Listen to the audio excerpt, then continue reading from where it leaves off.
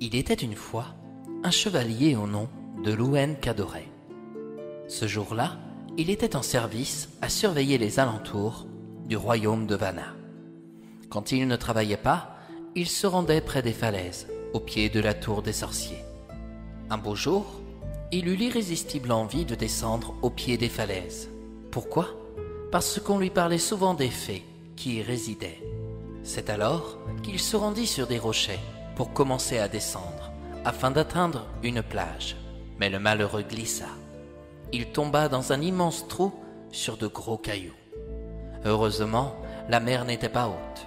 Cependant, il n'était pas plus rassuré. Il ne pouvait plus remuer ses membres. Restant inconscient durant quelques heures, il rouvrit les yeux sur une jeune femme inconnue qui connaissait son identité. « Mon pauvre Louen, ta curiosité te coûte bien cher. »« Par la Sainte Mère de Britannia, répondit-il. Serait-ce vous qui venez à mon secours ? » Je ne suis pas une sainte, dit la jeune femme, mais je reste une personne qui peut t'aider. Dans quelques heures, la mer aura pris possession de mon corps, car je ne peux plus bouger et je souffre des pieds jusqu'à la tête. Si tu me promets de rester silencieux sur ce que je peux te faire pour te guérir, alors je pourrai te sauver. Oui, je vous en fais le serment sur mon existence. La jeune femme possédait des cheveux blonds qui lui descendaient aux épaules. Sa robe était blanche et portait des motifs de fleurs. Elle sortit d'une poche une bouteille. Dans celle-ci, il y avait un baume qu'elle frotta sur tous les endroits où le chevalier souffrait. Aussitôt, ses blessures disparurent et Louis Cadoret put se relever aussi frais qu'un gardon. Maintenant que tu vas bien, ne reviens plus ici et mets ta curiosité de côté. Comprenant qu'il faisait face à l'une des fées des falaises, dont on lui avait souvent parlé, le chevalier demanda comment il pouvait la remercier. « Je ne te demande rien, dit la jeune femme, juste que tu restes silencieux sur ce que je t'ai fait. Pourrais-je au moins vous revoir de temps à autre ? Osa-t-il. Après tout, vous m'avez sauvé la vie. Tu le sauras plus tard quand tu me reverras. Mais si tu ne gardes pas le silence sur ce qu'il s'est passé, alors tu mourras. » Louen Cadoret retourna dans le royaume de Vanna. Il ne parla point de ce qu'il avait vécu au pied des falaises. Mais le visage de la jeune femme l'obsédait, et tous les jours, en surveillant les abords de la ville, il essayait de la distinguer parmi les passants, sans aucun succès. Il voyait souvent de vieilles femmes, comme des pierres usées, roulant sur des chemins caillouteux. Elles pouvaient aussi être blanches comme la neige du royaume d'Artica, étendant du linge sur l'herbe des falaises durant l'après-midi. Sa sauveuse ne se montrait toujours pas. Une semaine plus tard, alors qu'il ne travaillait pas, il s'apprêta à aller pêcher. En revenant près du lieu où la fée l'avait sauvé, il découvrit une table dressée, couverte d'une jolie nappe blanche avec quelques jolies fleurs. Il était disposé dessus des fruits, des gâteaux, une bouteille de vin avec 2 verres. La jeune femme se montra devant lui et l'invita à s'asseoir. Trop heureux, Louen s'installa sur l'une des 2 chaises, et la jeune femme demanda « Es-tu bien guéri, mon valeureux chevalier ?»« Oh que oui. En tout cas, merci, madame. »« Ne m'appelle pas madame, » répondit-elle. « Préférez-vous mademoiselle ?» osa-t-il. « Oui, c'est ainsi qu'on me nomme. »« C'est votre nom ?» s'étonna Louen. « Non, mais je suis une demoiselle. On me nomme Rose des Falaises. »« Celui qui vous a nommé ainsi n'a pas eu tort, » affirma le chevalier. C'était plus fort que lui. Tout en mangeant ce qui était sur la table, Louen courtisait la jeune femme, et celle-ci semblait y prendre goût. Avec audace et culot, il se proposa même de l'épouser. Mais il désira savoir si elle était une femme comme une autre, ou une fée. À Vanna, on parle beaucoup des fées qui résident dans ces falaises. Seriez-vous l'une d'entre elles ? Des fées ? répliqua Rose. Parce qu'on croit à la magie dans ton royaume ? Non, le roi que nous avons l'a interdite. C'est pourquoi il l'a emprisonnée dans une tour, que l'on nomme la tour des sorciers, répondit Louen. Eh bien, sache que je suis une fille d'un seigneur, et même d'un très grand seigneur. Si tu veux venir avec moi au château de mes parents, tu y seras bien reçu. Louen était tellement heureux par sa proposition que son devoir le rappela de revenir au royaume de Vanna pour reprendre son poste. « Si je ne rentre pas, on va me prendre pour un déserteur, songea-t-il. Mais je l'aime cette femme. J'ai trop envie de connaître sa famille. J'aimerais bien vous suivre, mais où ça?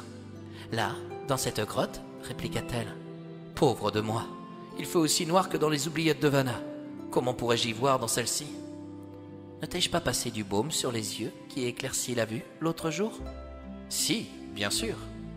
Mais j'ignorais qu'il pouvait me permettre de voir dans le noir. Lorsqu'ils eurent terminé leur goûter, une vieille femme vêtue d'algues marines se présenta pour ramasser les couverts posés sur la table. Le chevalier fut étonné de celle-ci, mais se décida à suivre Rose des Falaises en pénétrant dans la grotte sombre. Plus il avançait dans celle-ci, plus la grotte s'élargissait, et soudain, il y vit des champs et des chemins bordés de maisonnettes. Au loin, il découvrit un immense château. Mais comment cela était-il possible? Rien de tel ne pouvait se trouver sous la ville de Vanna. Ensemble, ils traversèrent plus de 10 villages et soudain, Louen demanda à la jeune femme. « Où m'amenez-vous, Rose des Falaises ?»« À mon château, rétorqua-t-elle.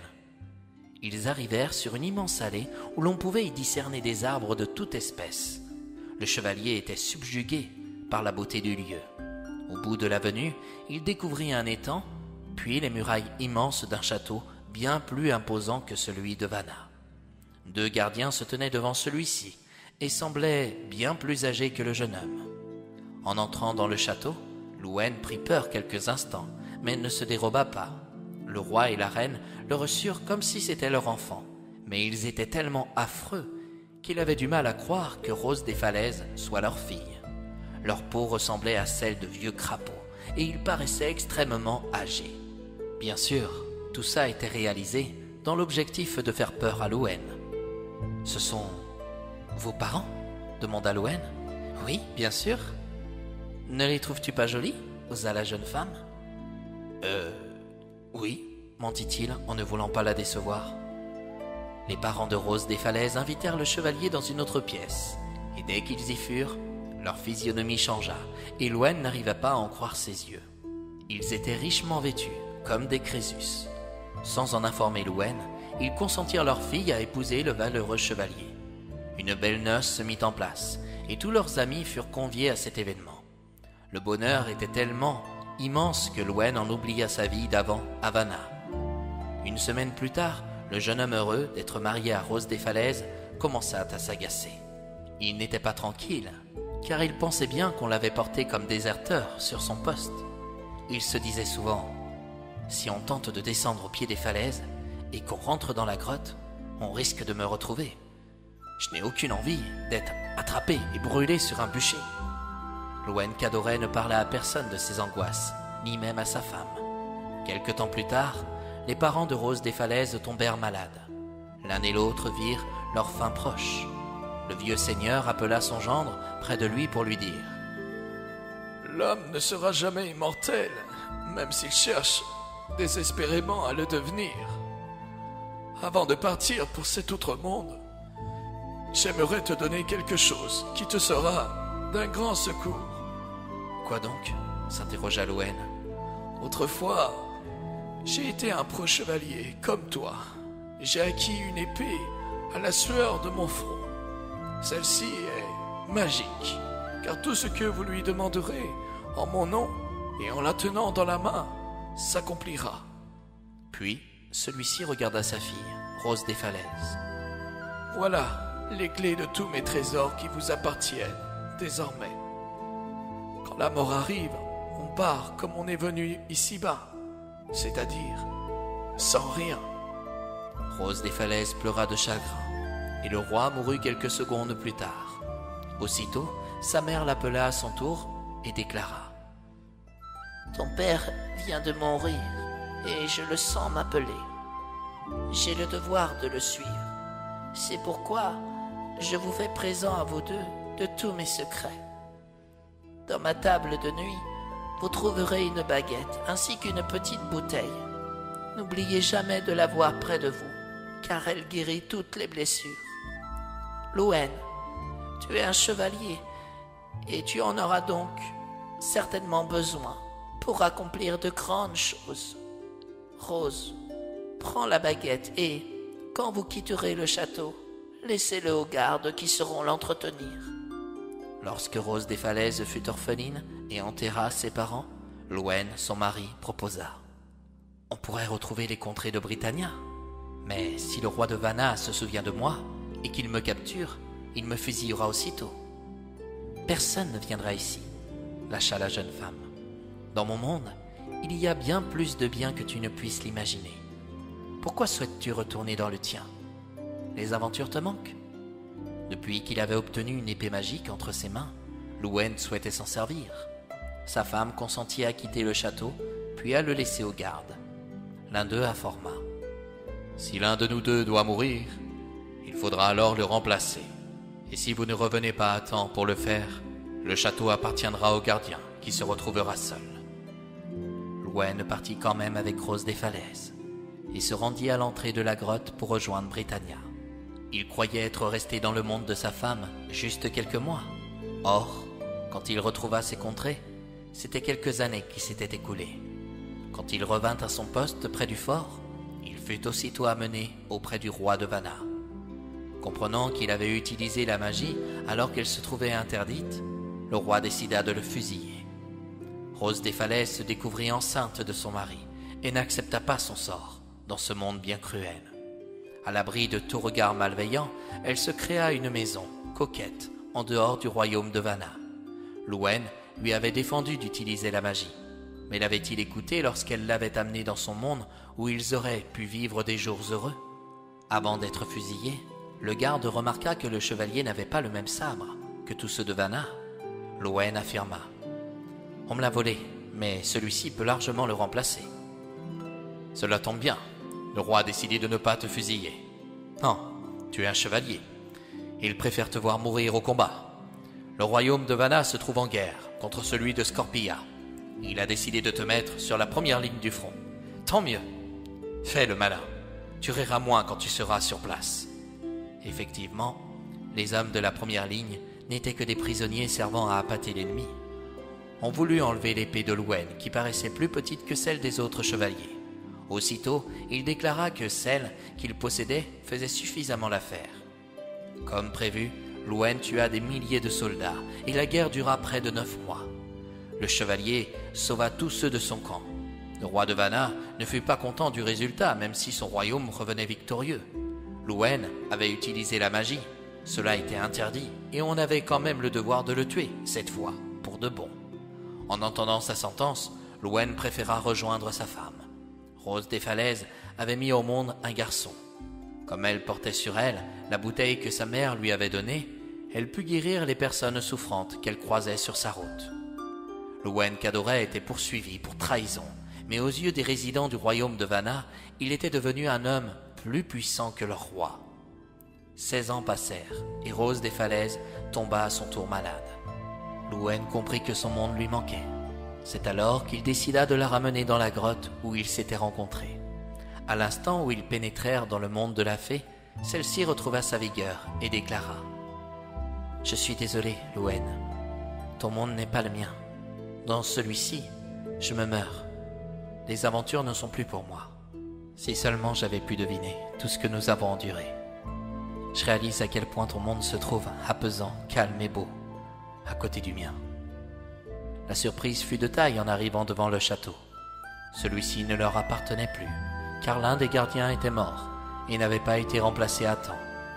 Contrairement au roi de Vanna, le nouveau seigneur respecta leur retour, mais déclara à Louwen: « Vous avez été en quête d'aventure, et comme vous n'avez trouvé aucun remplaçant, ce château m'appartient. Par respect pour Rose des Falaises, vous avez à votre disposition une maisonnette à la campagne, pour y vivre jusqu'à la fin de vos jours. Celle-ci vous appartiendra à une seule condition. »« Laquelle ?» demanda Louwen. « Que votre fils devienne l'un des 2 gardiens du château. »« Oh non, je ne veux pas perdre mon enfant !» s'emporta Rose des Falaises. C'est alors que Louwen sortit son épée pour affronter le nouveau seigneur. Malheureusement, l'épée magique n'avait aucun pouvoir, et Louwen perdit la vie sous les yeux de son fils. Le nouveau seigneur regarda Rose des Falaises et déclara: Il a été avide de pouvoir et il a perdu la vie. La maisonnette qui se trouve à ta disposition est faite pour 2 personnes. Tu peux alors y amener ton fils. Et c'est ainsi que la vie de Rose des Falaises se termina. Elle réalisa qu'elle s'était aveuglée d'amour pour son mari, à tel point qu'elle avait utilisé tous les présents de ses parents avant leur mort, non pour elle ou son fils, mais pour des gens qu'elle avait croisés sur sa route. Finalement, elle n'avait obtenu aucune reconnaissance. Juste avant de mourir, elle donna 3 clés à son fils. Elle déclara que celle-ci ouvrait un trésor dans le château de ses parents, qui ne lui appartenait plus. On ignore encore aujourd'hui si celui-ci a réussi à l'acquérir.